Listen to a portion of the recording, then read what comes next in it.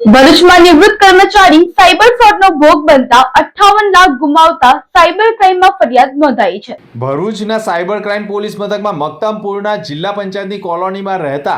કાંતિભાઈએ ફરિયાદ નોંધાવી છે। 24/2/2026ના રોજ અજાણ્યા મોબાઈલ નંબર ઉપરથી telecom regulator authorise of India અધિકારી તરીકે ઓળખ આપનાર રાહુલ કુમાર નામની અજાણી વ્યક્તિએ અલગ અલગ 3 વોટ્સએપ ઉપરથી સાયબર ક્રાઇમ ડિપાર્ટમેન્ટ મુંબઈના અધિકારી તરીકે ઓળખ આપનાર અને આઈપીએસ વિજય ખન્ના નામની ઓળખ આપી પોલીસ અધિકારી તથા સેન્ટ્રલ બ્યુરો ઓફ ઇન્વેસ્ટિગેશન તથા telecom regulatory authority of India તથા સુપ્રીમ કોર્ટ ઓફ ઇન્ડિયાના અધિકારી તરીકેની ઓળખ આપી સોશિયલ મીડિયાના પ્લેટફોર્મના માધ્યમથી ખોટી ઓળખ આપી વિડીયો કોલ કરી સાયબર ફ્રોડોએ બનાવટી લેટર પેડ ઉપર સહીઓ સિક્કાઓ સાથેનો ધરપકડનો લેટર મોકલી ધરપકડથી રાહત કે બચવું હોય તો ઓનલાઈન રૂપિયા ટ્રાન્સફર કરવા પડશે તેમ સાયબર ફ્રોડોએ કહેતા આખરે ગભરાયેલા ફરિયાદીએ પોલીસ ધરપકડથી બચવા માટે 24/2/2026ના રોજ પ્રથમ વખત 43,50,000 તથા